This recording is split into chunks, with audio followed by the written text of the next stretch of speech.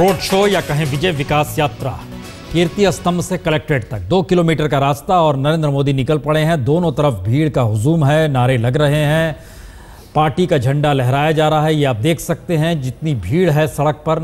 इस तरीके से नामांकन दाखिल कभी इससे पहले गुजरात में नरेंद्र मोदी ने नहीं किया, लेकिन अब मसला गुजरात का नहीं देश का है। प्रधानमंत्री पद के उम्मीदवार के तौर पर नाम है, तो गाजे बाजे के साथ, ढोल नगाड़ों के साथ पटाखे छूट रहे हैं सबके, लेकिन एक खास घेरा सुरक्षा का ऐसा बनाया गया है कि नरेंद्र मोदी के अगल बगल आम शख्स कोई पहुंच ना सके। चारों तरफ घेराबंदी है, 1100 पुलिसकर्मियों की तैनाती है, 1000 बैनर लगाए गए हैं अलग अलग जगहों पे वडोदरा में, जहां पर नरेंद्र मोदी चुनाव लड़ेंगे।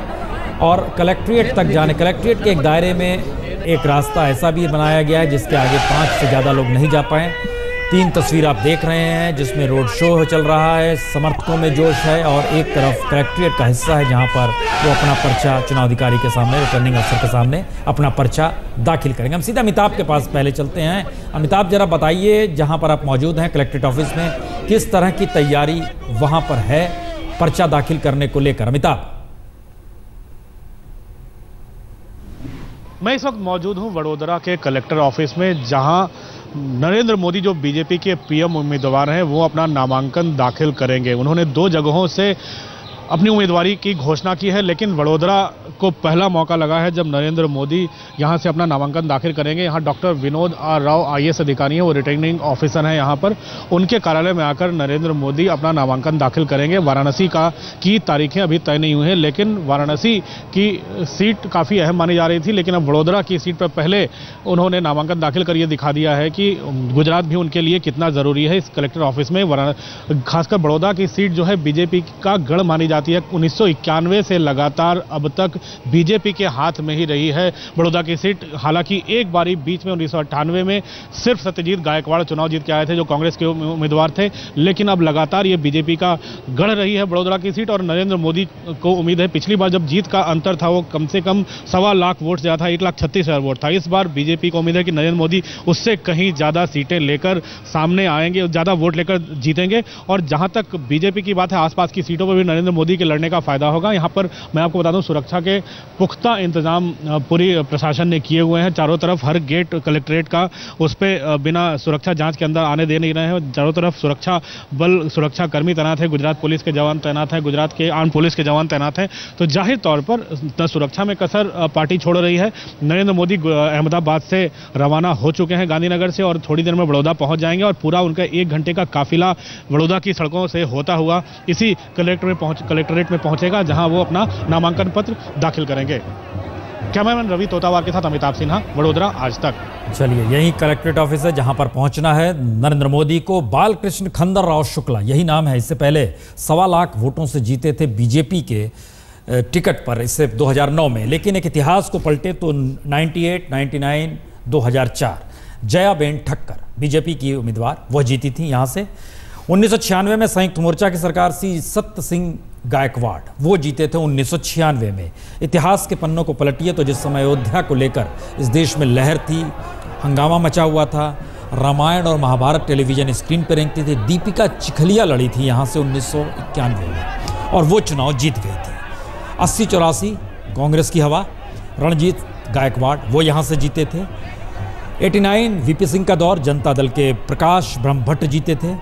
और एक वक्त ये था जब गैर कांग्रेसवाद का नारा लगा था, उस समय यहाँ से स्वतंत्र पार्टी के पाशा भाई पटेल जीते थे। उसके अतिरिक्त अगर देखिएगा तो शुरुआत 57, 62, 71, 77 इमरजेंसी के दौर में भी फतेह सिंह गायकवाड़ कांग्रेस के उम्मीदवार थे, वो जीते। तो ये वडोदरा का पूरा एक इतिहास है। इस इतिहास के बीच में जितना भी इतिहास है, इसमें कोई ऐसा शख्स नहीं है जो प्रधानमंत्री पद के तौर पर उम्मीदवार हो या उसका एक महत्व रहा हो वडोदरा का।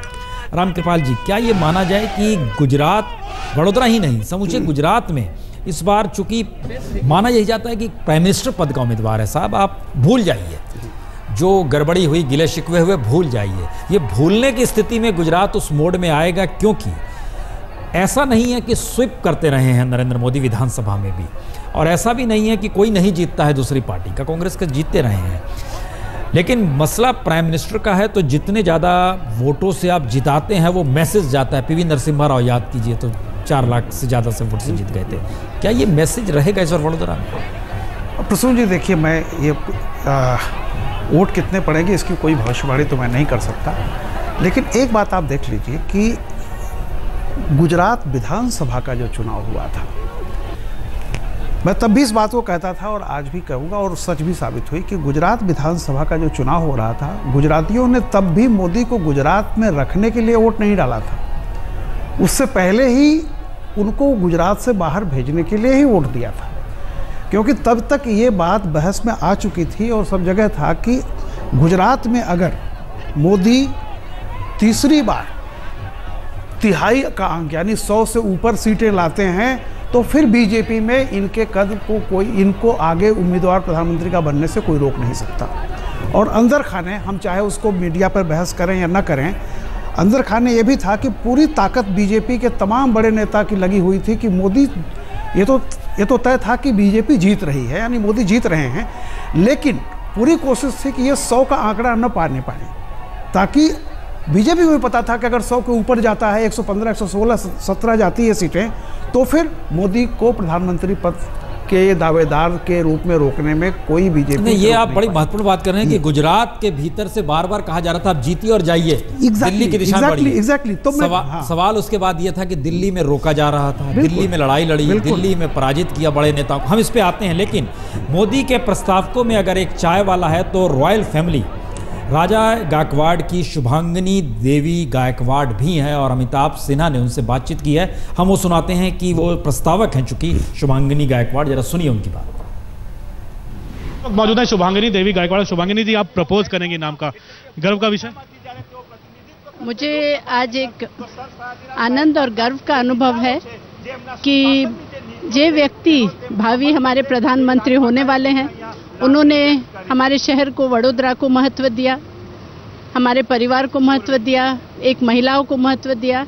एंड मुझे उनका टेके देने में, प्रपोजल करने में एक बहुत गर्व का महसूस है कि आज ऐसे व्यक्ति जो भावी हमारे प्रधानमंत्री हैं, उनका प्रपोजल मुझे करने के लिए पूछा और उन्होंने इसी एक दृष्टि से वडोदरा को भी बहुत महत्व दिया है, महिलाओं को भी महत्व। आप नरेंद्र भाई मोदी ने वडोदरा को क्यों चुना? आपके हिसाब से क्या कारण लगता है? गुजरात में तो बहुत सारी सीटें थी, सारी सीटें से वडोदरा का क्षेत्र एक हमेशा सांस्कृतिक कैपिटल जो कहते हैं, कल्चरल कैपिटल वडोदरा, एक गुजरात का कल्चरल कैपिटल वडोदरा रहा है और वडोदरा से खड़े रहना एक बहुत महत्व की बात है। यहाँ 100 वर्ष पहले भी महाराजा सयाजीराव की जो सुशासन रहा है, जो गुड गवर्नेंस रहा है, उसका पूरा एग्जाम्पल वडोदरा रहा है। वडोदरा एक ऐसे नगर है कि यहाँ से जो चीज़ फैलती है वो पूरे गुजरात में फैलती है। मधुसूदन मिस्त्री को यहाँ पर खड़ा किया है कांग्रेस ने, आपको लगता है टक्कर दे पाएंगे नरेंद्र मोदी को? मधुसूदन मिस्त्री का टक्कर का सवाल ही नहीं आता। कांग्रेस का गए 10 साल से क्या हुआ है आप जानते हैं, और इसलिए ज़्यादा कुछ कहने के लिए मुझे है नहीं, मैं व्यक्तिगत उनको तो जानती नहीं हूँ, इसलिए उनके बारे में मुझे कहना नहीं चाहती। पर कांग्रेस की क्या हाल रहा है इसमें, ये तो आप लोग सब जानते हैं। मैंने आंकड़ा नहीं किया है, पर मुझे खातरी है कि बहुमती से, बहुत बहुमती से उनका विजय यहाँ से होगा और सब वडोदरा वासियों की शुभेच्छा उनके साथ है। कम से कम शुभांगिनी गायकवाड़ का यह मानना है कि नरेंद्र मोदी अच्छे खासे मतों से यहाँ जीत हासिल करेंगे। कैमरामैन रवि तोतावा के साथ अमिताभ सिन्हा, वडोदरा, आज तक। नरेंद्र मोदी के प्रस्तावकों की लिस्ट बड़ी जबरदस्त है, उसमें कई कलर हैं। चाय वाला भी है जिसका नाम किरण महायदा है, शुभांगिनी गायकवाड़ भी हैं जो कि आपने बातचीत देखी, गायकवाड़ परिवार से जुड़ी हुई राजा परिवार है, और दूसरी तरफ जो कि यहाँ के बीजेपी के नेशनल सचिव हुआ करते थे, राष्ट्रीय सचिव हुआ करते थे, उनका निधन हो गया, मार्कंड देसाई का। उनकी पत्नी नीला देसाई, वह भी उनकी प्रस्तावक है। राज्य के जो इस शहर के जो पहले प्रेसिडेंट थे बीजेपी के, भूपेंद्र पटेल, वह भी उनके प्रस्तावक हैं। तो ये कलर्स हैं उनके बीच में और वो समझ रहे हैं कि हर समुदाय को साथ लेकर चलना है। ये कम से कम प्रस्तावक के जरिए मैसेज जरूर है। एक जहन में नाम आ सकता है, तब इसमें किसी मुसलमान का नाम क्यों नहीं है, उनकी भी तादाद है वडोदरा में। तो जाहिर है उस पचड़े में चाहे वो टोपी का मौका आया हो या ऐसा कोई मौका, नरेंद्र मोदी समझ रहे हैं कि दरअसल सियासी लकीर जो उन्होंने खींची है और यहाँ तक पहुँचे हैं किस तरीके से, इसे अब जीतना भी है, फतेह भी करना है। रामकृपाल जी, आपने एक बढ़िया जिक्र किया कि लगातार तीसरी बार नरेंद्र मोदी को इसलिए भी गुजरात जिता रहा था कि अब आप प्रधानमंत्री पद के आप में एलिमेंट आ गया है, अब आप बढ़िए उस दिशा में। बावजूद इसके दिल्ली में जो बीजेपी की चौकड़ी थी वो रोक रही थी। बिल्कुल एक विचार था संघ के भीतर कि कौन वो शख्स है जो उस चौकड़ी से बीजेपी को निकालेगा। क्या ये माना जाए कि इसीलिए बीजेपी का कद इस दौर में छोटा लगने लगा है, मोदी का कद बड़ा हो गया है? बिल्कुल सही आपकी जो मैं बात कह रहा था। देखिए, दो तरह के होते हैं। एक पार्टी किसी को चुनती है, पार्टी प्रधानमंत्री पद का दावेदार किसी को बनाती है। एक बीजेपी में पहली बार ऐसा हुआ है कि एक बंदा नीचे से उन तमाम जजेज से लड़ करके यहाँ तक पहुँचा है। He is not selected name, उन्होंने संघर्ष करके ये पद पाया हुआ है। और विरोध करने वाले या वो यहाँ तक न पहुँचे, शीर्ष नेतृत्व इसकी पूरी कोशिश कर रहा था। और आपको पता है कि उसमें संघ का भी एक बहुत बड़ा तबका लगा हुआ था कि किसी भी कीमत पर। और पहली बार अंदर खाने में बताऊं, बीजेपी और कांग्रेस दोनों एक ही कोशिश में जुटे हुए थे कि ये तो जीत रहे हैं, बीजेपी तो जीत रही है, मोदी जीत रहे हैं, लेकिन आंकड़ा 100 के ऊपर न जाने पाए। तो मेरा ये कहना है कि गुजरात की जनता ने, ये गुजरात की जनता है जिसने मोदी को उम्मीदवार बनवाया है। जीतने की बात मैं अभी नहीं कहता हूं, उम्मीदवार बनवाने में भी गुजरात की जनता ने वोट दिया था। ये एक और सवाल इससे निकलेगा, हम उस सवाल पे आएंगे, क्योंकि अगर गुजरात की जनता नरेंद्र मोदी को बढ़ा रही थी और बीजेपी के भीतर लोग चाहते थे कि 100 का आंकड़ा ना छुए, तो क्या लोकसभा चुनाव के मद्देनजर बीजेपी के वही लोग चाहते हैं कि 200 का आंकड़ा ना छुए? और इस बार परीक्षा देश की भी है, वो मोदी को किस रूप में देखती है। हम इस सवाल पे आते हैं। अमिताभ हमारे साथ जुड़ चुके हैं। अमिताभ, कोई वक्त निर्धारित है कलेक्ट्रेट कब तक पहुंचना है? क्योंकि भीड़ भड़क्का हम देख रहे हैं, लोग दोनों तरफ जबरदस्त भीड़ है, घरों में लोग देख रहे हैं, रोड शो निकल रहा है, हंगामा मचा हुआ है। अमिताभ,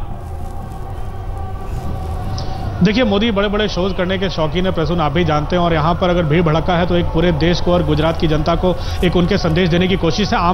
वैसे हमें बताया गया था कि 11 बजे के आसपास 10:50 से 11 के बीच में वो नामांकन पत्र दाखिल करेंगे। हालांकि उनके प्रस्तावक ज़्यादातर यहाँ पहुँच चुके हैं, लेकिन नरेंद्र मोदी का काफिला धीमे धीमे ही सही लेकिन अपनी मंजिल की ओर बढ़ता जरूर जा रहा है। घंटा घर हमें दिखाई दे रहा है, जहाँ पर वो पहुँचे हैं उसकी घड़ी चल रही है और वक्त भी सही दिखा रही है। तमाम शहरों में घंटा घर रुक जाते हैं, गुजरात में घड़ी चल रही है 12। लेकिन सवाल यह है कि इतनी बड़ी तादाद में शक्ति प्रदर्शन करने क्या जरूरत गुजरात के लिए है या देश के लिए है?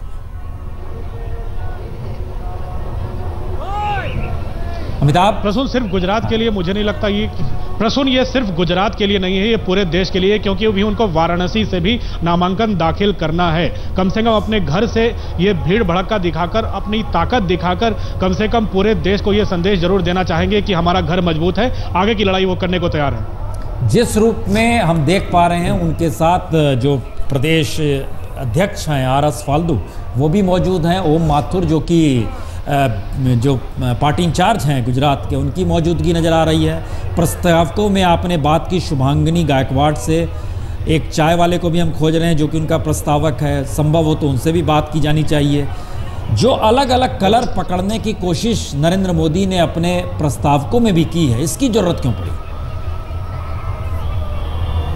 बिल्कुल प्रसून, यही तो है, हर तबके को, समाज के हर तबके को, राजा से लेकर रंक, यही संदेश देने की कोशिश कर रहे हो। क्योंकि महारानी गायकवाड़ यहाँ के एक रॉयल परिवार से, उन्होंने खुद अपने बयान में कहा होगा, आपने सुना होगा कि मैं रॉयल परिवार की हूँ, मैं महिला हूँ।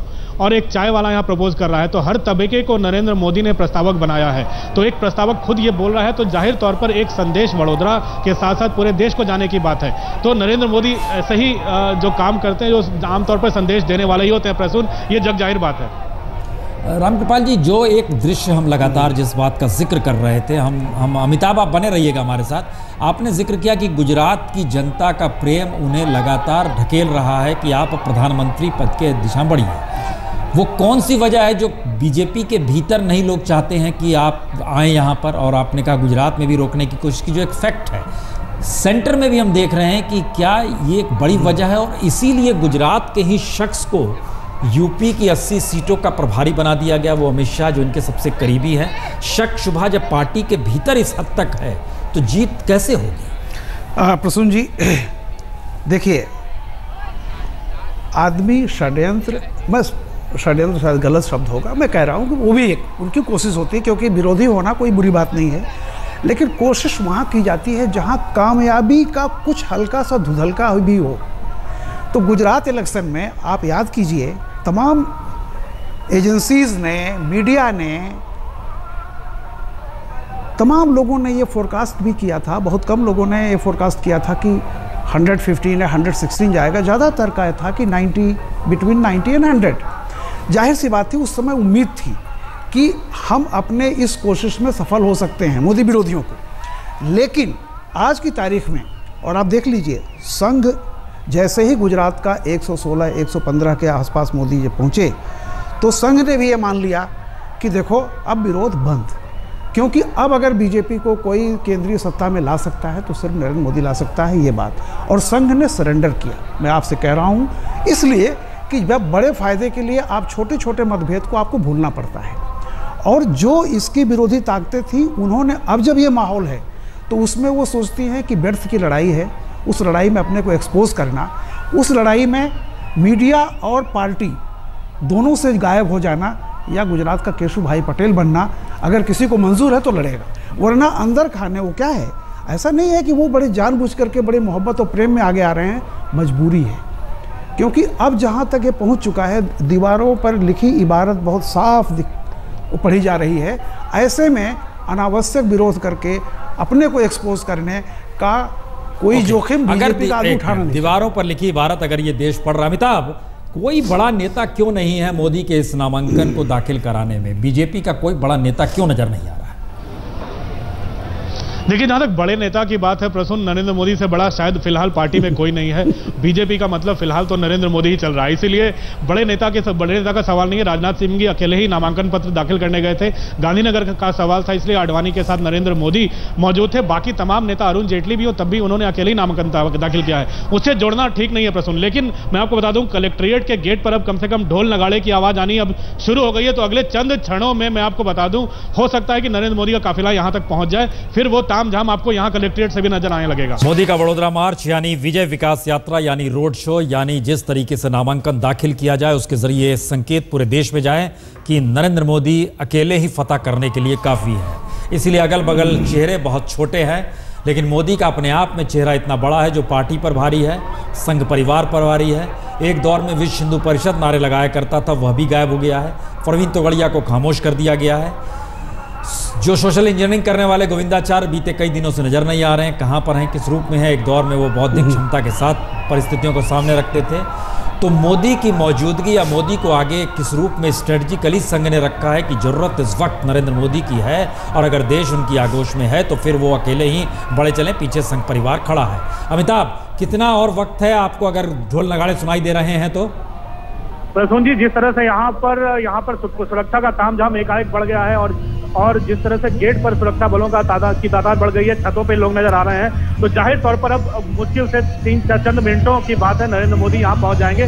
क्योंकि अब नरेंद्र मोदी के इंतजार की घड़ियां लगता है अब समाप्त हो रही हैं। लोगों के इंतजार की घड़ियां, उनके जितने प्रस्तावक हैं वो कलेक्ट्रेट के अंदर जा चुके हैं, रिटर्निंग ऑफिसर के कमरे में। तो जाहिर तौर पर यहाँ पर अब तैयारियां पूरी हो चुकी हैं, सिर्फ उनकी एंट्री बाकी है। लगता है नरेंद्र मोदी नामांकन दाखिल करने के बाद मीडिया से कुछ कहेंगे? काफिला गेट के अंदर आ रहा है प्रसून जी बिल्कुल। काफिला गेट के अंदर घुसना हो गया, आप लाइव फ्रेम में देख सकते हो। उनकी जैमर सबसे पहले यहाँ पर घुसी है, जो सुरक्षा की पहली कड़ी है उनकी। अब बाकी उनकी गाड़ियां अंदर घुसने की तैयारी में है। नरेंद्र मोदी अब अंदर घुसते नजर आ रहे हैं, लोगों का अभिवादन स्वीकार कर रहे हैं। वो उनके साथ ओम माथुर नजर आ रहे हैं, आनंदीबेन पटेल नजर आ रही हैं, पुरुषोत्तम रूपाला जो पार्टी के वरिष्ठ नेता हैं वो यहाँ पर उनके साथ उनकी खुली जीप पर नजर आ रहे हैं। तो अब काफिला कलेक्ट्रेट गेट के अंदर प्रवेश कर रहा है प्रसून, और आप चारों तरफ देख सकते हैं कि किस तरह से सुरक्षा व्यवस्था यहाँ पर आम आदमी के आने का सवाल नहीं उठता, आम आदमी को घुसने नहीं दिया गया है। लेकिन